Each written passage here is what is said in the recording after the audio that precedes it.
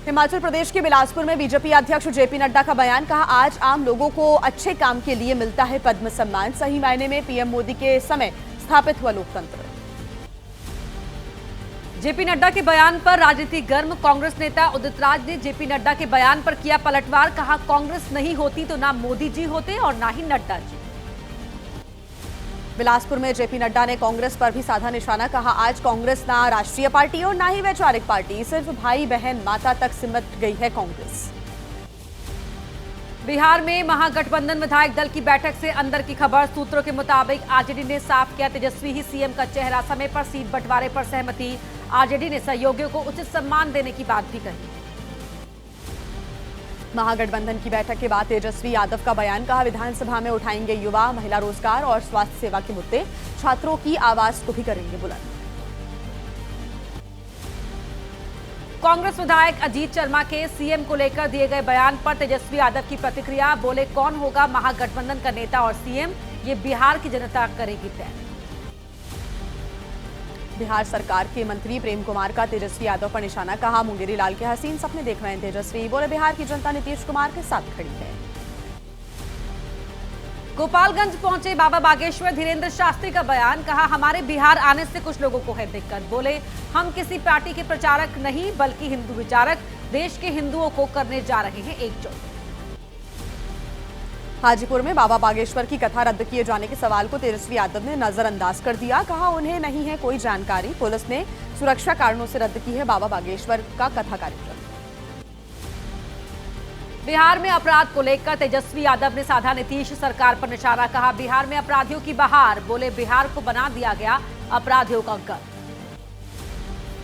तेजस्वी यादव के बयान पर जेडीयू का पलटवार। कहा, जो लालटेन से ऊपर नहीं उठ पाए, आज वो पूरे राज्य को फ्री बिजली देने का दावा कर रहे हैं। जनता सब देख रही है। बिहार के डिप्टी सीएम सम्राट चौधरी से मुलाकात के बाद आध्यात्मिक गुरु श्री श्री रविशंकर का बयान। कहा, बिहार में हम बढ़ाना चाहते हैं युवा कौशल विकास। बोले, आज बिहार विकास के पथ पर बढ़ रहा है आगे। बिहार के डिप्टी सीएम सम्राट चौधरी ने भी साधा तेजस्वी यादव पर निशाना। कहा, क्रिकेट खेलने से ज्यादा खिलाड़ियों को पानी पिलाते रहे तेजस्वी। पढ़ाई पूरी नहीं कर पाए और अब कर रहे हैं आंकड़ों की बात। केंद्रीय मंत्री जीतन राम मांझी ने तेजस्वी यादव के बयान पर उठाए सवाल। पूछा कि क्या सिर्फ तेजस्वी यादव हैं युवा। कहा, जवान होते हुए भी खटारा से कम नहीं है तेजस्वी। बिहार के हाजीपुर पहुंचे तेजस्वी यादव ने अपने खिलाफ प्रशांत किशोर के चुनाव लड़ने के ऐलान पर बयान दिया है। कहा, लोकतंत्र में सबको चुनाव लड़ने का अधिकार है। युवा चेतना अध्यक्ष रोहित सिंह ने आरजेडी पर साधा निशाना। आरजेडी को नाम दिया P3। बोले, इसका मतलब है पिता, पत्नी और पुत्र। लालू यादव को परिवार के अलावा किसी की नहीं है फिक्र। बिहार विधानसभा के बजट सत्र का आज है 6वां दिन। सुबह करीब 10 बजे विपक्ष कई मुद्दों पर कर सकता है धरना प्रदर्शन और सुबह 11 बजे से शुरू होने वाली कार्रवाई में भी है जमकर हंगामे के आसार। सुपौल में संघ प्रमुख का मिथिला की परंपरा के मुताबिक हुआ स्वागत। भागवत ने की बिहार के लोगों के समर्पण की सराहना। कहा, भारत कर सकता है विश्व का मार्गदर्शन। संघ प्रमुख मोहन भागवत के 5 दिवसीय बिहार प्रवास का आज तीसरा दिन। आज और कल मुजफ्फरपुर के कार्यकर्ताओं के साथ करेंगे बैठक। 9 मार्च को नागपुर के लिए प्रस्थान करेंगे। प्रधानमंत्री मोदी का आज से 2 दिन का गुजरात दौरा। सूरत में लाभार्थी बुजुर्गों को बांटेंगे किट। लिंबायत इलाके के नीलगिरी ग्राउंड में सभा को भी करेंगे संबोधित। पीएम मोदी 8 मार्च को नवसारी में विश्व महिला दिवस के कार्यक्रम में शामिल होंगे। लखपति दीदी कार्यक्रम को करेंगे संबोधित। 1 लाख से अधिक महिलाओं के भाग लेने की उम्मीद है। प्रधानमंत्री मोदी दादरा नगर हवेली और दमन दीव को देंगे सौगात। 2,500 करोड़ से ज्यादा की 2500 करोड़ से ज्यादा की कई योजनाओं की करेंगे शुरुआत और शिलान्यास। नमो अस्पताल का करेंगे लोकार्पण। केंद्रीय गृह मंत्री अमित शाह चेन्नई में कोस्टल साइकिल रैली को दिखाएंगे हरी झंडी। सीआईएसएफ के 65वें स्थापना दिवस पर रवाना होगी ये यात्रा। 6,553 किलोमीटर की दूरी होगी तय। कांग्रेस नेता राहुल गांधी का भी आज से 2 दिन का गुजरात दौरा। अहमदाबाद का दौरा करेंगे राहुल। वरिष्ठ नेताओं, पदाधिकारियों और जिला अध्यक्षों के साथ करेंगे बैठक। गुजरात के आगामी विधानसभा चुनावों को देखते हुए कांग्रेस की तैयारी। पार्टी नेताओं के साथ बैठक करेंगे राहुल गांधी। राज्य में 64 साल बाद 8 से 9 अप्रैल को हो रहा है कांग्रेस का अधिवेशन। मुंबई में राहुल गांधी ने चमड़ा उद्योग के श्रमिकों से की मुलाकात। धारावी में कामगारों की समस्याओं और चुनौतियों को जाना। कारीगरों ने सोनिया और राहुल और प्रियंका के लिए दिया विशेष बैग और वॉलेट। और आइए अब राजनीति की तमाम बड़ी खबरें आपको दिखा देते हैं 8 सेकंड न्यूज में। औरंगजेब की तारीफ कर बढ़ी एसपी विधायक अबू आजमी की मुश्किल। महाराष्ट्र पुलिस पूछताछ के लिए 1-2 दिन में कर सकती है तलब। अबू आजमी की जल्द गिरफ्तारी होने के भी कयास। अबू आजमी ने औरंगजेब पर दिए अपने बयान को, बताया है सही, कहा सांच को आंच किया। बोले मेरे हिंदी में शपथ लेने पर भी हुआ था विवाद, मैंने किसी महापुरुष का नहीं किया अपमान।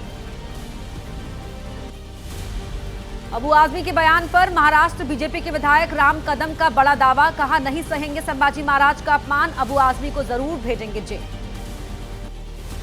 शिवाजी को लेकर कांग्रेस नेता उदित राज ने महाराष्ट्र के सीएम देवेंद्र फडणवीस पर तंज कसा। कहा उनकी विचारधारा वालों ने ही शिवाजी को शूद्र बताया। बोले ब्राह्मण नहीं थे, उनके राज्याभिषेक के लिए तैयार।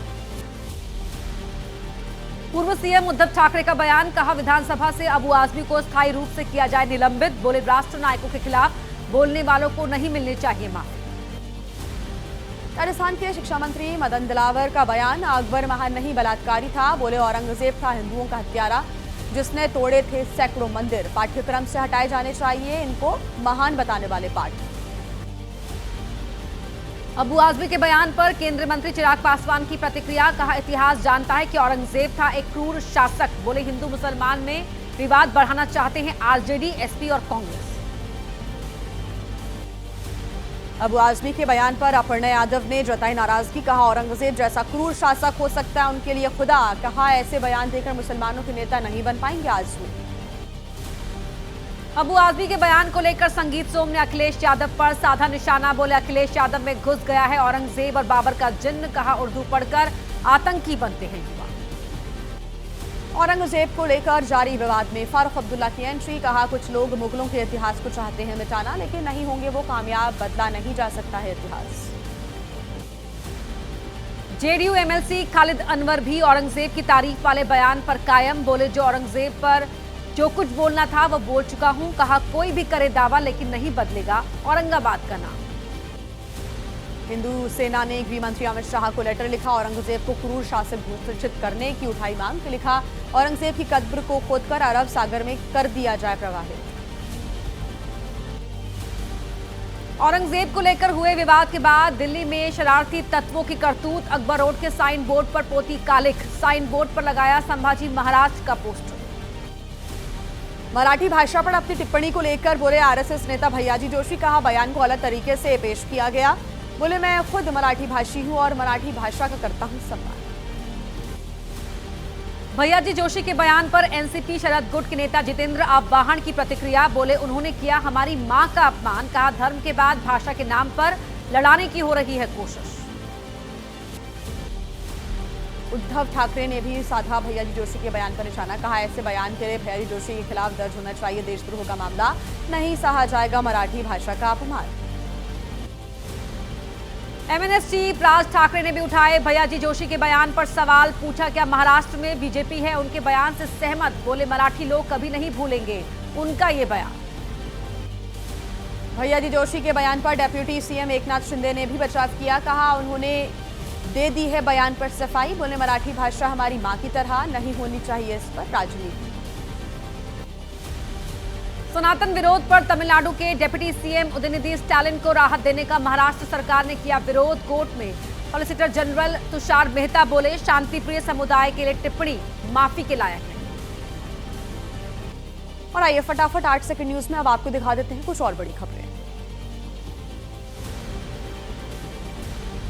पीओके को लेकर जम्मू कश्मीर विधानसभा में सीएम उमर अब्दुल्ला का बयान। कहा कि पीओके वापस लाने से किसी ने नहीं रोका। सवाल यह है कि करगिल युद्ध के बाद क्यों नहीं लिया गया एक्शन।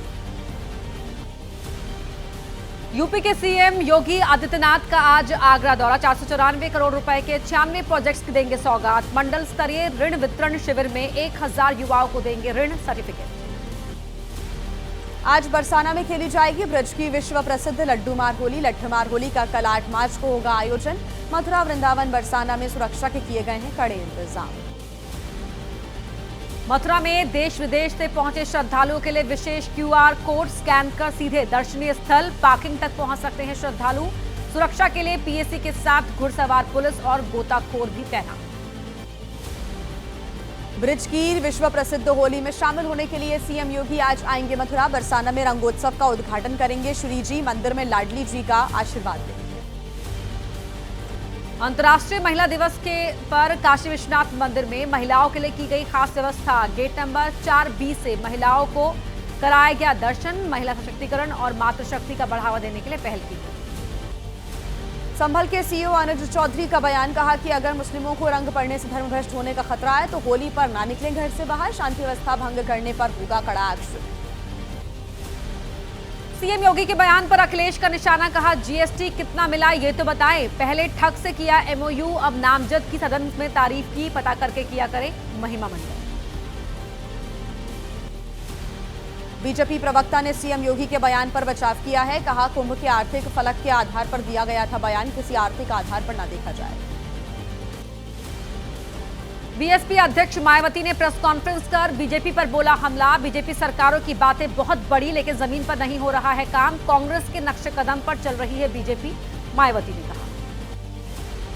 आजाद समाज पार्टी के अध्यक्ष चंद्रशेखर ने भी साधा यूपी सरकार पर निशाना। मुरादाबाद में 14 साल की दलित बच्ची के साथ हुई हैवानियत का उठाया मुद्दा। कहा वारदात मानवाधिकारों का सीधा प्रहार। मौलाना शहाबुद्दीन के बयान पर क्रिकेटर शमी के भाई मोहम्मद जैद ने जताई नाराजगी। कहा मौलाना के इस्लामिक किताबें पढ़ने की उनको जरूरत है, लोकप्रियता पाने के लिए ऐसे बयान देते हैं। मौलाना शहाबुद्दीन बरेलवी के मोहम्मद शमी पर दिए बयान पर बीजेपी नेता मोहसिन रजा ने जताई नाराजगी। कहा बयान देकर किया मौलाना ने पाप, शमी देश के लिए खेल रहे हैं और धर्म देता है इसकी इजाजत। यूपी बीजेपी प्रवक्ता राकेश त्रिपाठी ने भी मौलाना शहाबुद्दीन पर साधा निशाना। कहा महिलाओं को पसंद, मौलाना को माफ कीजिएगा, पसंद नहीं है कि कोई देश के लिए खेले। बोले व्रत या रोजा रखना किसी भी व्यक्ति का निजी अधिकार। चैंपियंस ट्रॉफी के फाइनल में 9 मार्च को भारत और न्यूजीलैंड के बीच होगा मुकाबला। बल्लेबाज सूर्य कुमार यादव ने कहा हम अच्छा क्रिकेट खेल रहे हैं। रोहित शर्मा ने टीम को 4 ICC ट्रॉफी के फाइनल में पहुंचाया।